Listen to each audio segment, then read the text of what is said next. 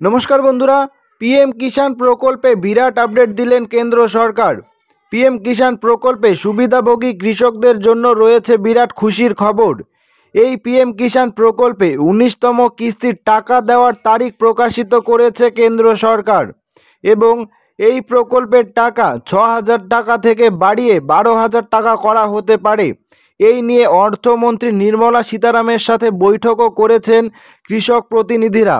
তো আজকের এই ভিডিওতে আমরা পিএম কিষাণ প্রকল্পে ১৯তম কিস্তির টাকা কবে আপনাদের ব্যাংক অ্যাকাউন্টে দেবে সরকার এবং কারা কারা এই পিএম কিষাণ প্রকল্পের সুবিধাটি পাবেন, এরই পাশাপাশি নতুন করে এই পিএম কিষাণ প্রকল্পে কিভাবে আবেদন করা যাবে, এর জন্য কি কি যোগ্যতা প্রয়োজন হয়েছে এবং এই পিএম কিষাণ প্রকল্পের টাকা বৃদ্ধি নিয়ে কি জানিয়েছে সরকার, সমস্ত কিছু আপনাদের সামনে পুরোপুরি ডিটেলসে তুলে ধরব। ভিডিওটি স্কিপ না করে শেষ পর্যন্ত দেখুন এবং চ্যানেলটিকে সাবস্ক্রাইব করে ভিডিওটিতে একটি লাইক করে অল নোটিফিকেশনটি অন করে রাখবেন এই ধরনের ভিডিও সবার প্রথমে দেখার জন্য। তো বন্ধুরা, এখানে বলা রয়েছে এতদিন পর্যন্ত দেশের কৃষকদের জন্য এই প্রকল্প বাবদ মোট ৬,০০০ টাকার অনুদান দেওয়া হতো এবং এই ৬,০০০ টাকা ৩টি কিস্তিতে ২,০০০ টাকা করে মোট ৬,০০০ টাকা দেওয়া হতো এবং প্রতিটি কিস্তির ৪ মাস অন্তর অন্তর কিন্তু দেওয়া হতো। দেশের প্রায় ১৪ কোটি কৃষক এই প্রকল্পের মাধ্যমে উপকৃত হন। সাম্প্রতিক একটি বৈঠকে সিদ্ধান্ত নেওয়া হয়েছে এই পিএম কিষাণ প্রকল্পতে কৃষিদের অনুদানের পরিমাণ বাড়ানো হবে। কেন্দ্র সরকার ২০২৫ সালে বাজেট পেশ করার সময় মতো অনুদানের পরিমাণ বাবদ অর্থ বৃদ্ধি করার কথাও কিন্তু ভাবছেন।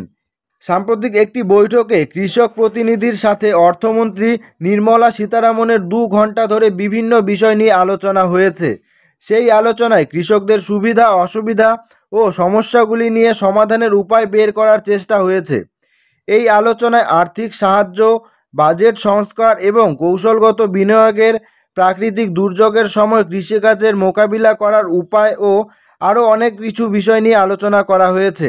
আগামী বাজেটে কৃষকদের অনুদানের পরিমাণ বাড়ানো হবে যাতে কৃষকদের জীবনযাত্রার মান আরও উন্নত হতে পারে। এজন্য দেশের লক্ষ লক্ষ কৃষকদের জীবনে বড়সড় পরিবর্তন আসতে চলেছে।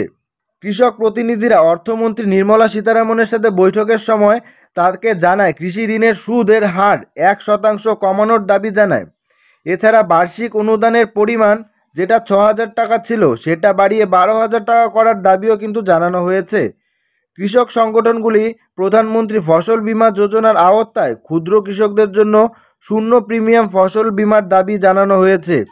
জিএসটির পরিমাণ কমানোর দাবিও কিন্তু ওঠে, 18% থেকে কমিয়ে 5% করার দাবি জানানো হয়। অর্থমন্ত্রী কৃষক প্রতিনিধিদের থেকে এই সমস্ত যাবতীয় দাবি দাবা শুনে পরবর্তী বাজেট ঘোষণা করার সময় এ সমস্ত বিষয়ে দাবি দাবা মিটিয়ে দেওয়ার আশ্বাস দেওয়া হয়েছে। এছাড়াও কৃষকদের প্রধানমন্ত্রী পিএম কিষাণ সম্মান নিধি যোজনার প্রকল্পে বার্ষিক অনুদানের পরিমাণ ৬,০০০ টাকা থেকে বাড়িয়ে ১২,০০০ টাকা করার সিদ্ধান্ত নেওয়া হতে পারে আগামী বাজেট পেশ করার সময়, এমনটাই কিন্তু আশ্বাস দিয়েছেন অর্থমন্ত্রী। এর ফলে একদিকে যেমন কৃষকদের কৃষিকাজের প্রতি আরও আগ্রহ বাড়বে, সেই সাথে কৃষকদের জীবনযাত্রার মান অনেকটাই উন্নত হবে, আর্থিক স্থিতিশীলতা আসবে, সেই সাথে দেশের অর্থনীতিতে অনেক বড় পরিবর্তন আসতে চলেছে। আপনারা যারা এখনও পর্যন্ত এই প্রকল্পের জন্য আবেদন করেননি তারা দেখে নিন আবেদন করার জন্য যোগ্যতা কি রয়েছে এবং কিভাবে আবেদন করতে পারবেন। তো প্রথমে আবেদন যোগ্যতার জন্য এখানে বলা রয়েছে এই প্রকল্পে আবেদন জানানোর জন্য কৃষকদের নিজের নামে একটি জমি থাকতে হবে এবং একটি পরিবার থেকে কেবলমাত্র একজন ব্যক্তি এই প্রকল্পে আবেদন করতে পারবেন। এরই পাশাপাশি বলা রয়েছে করদাতা কৃষকেরা এই প্রকল্পের জন্য যোগ্য হবে না, অর্থাৎ করদাতা কৃষকরা এই প্রকল্পের সুবিধাটি পাবেন না।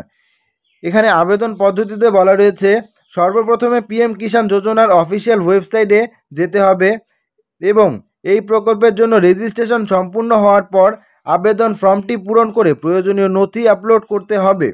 এরপর যোগ্য কৃষকদের নিয়মিত অ্যাকাউন্টে টাকা দেওয়া হবে। এখানে খুব সহজ পদ্ধতিতে বলা রয়েছে।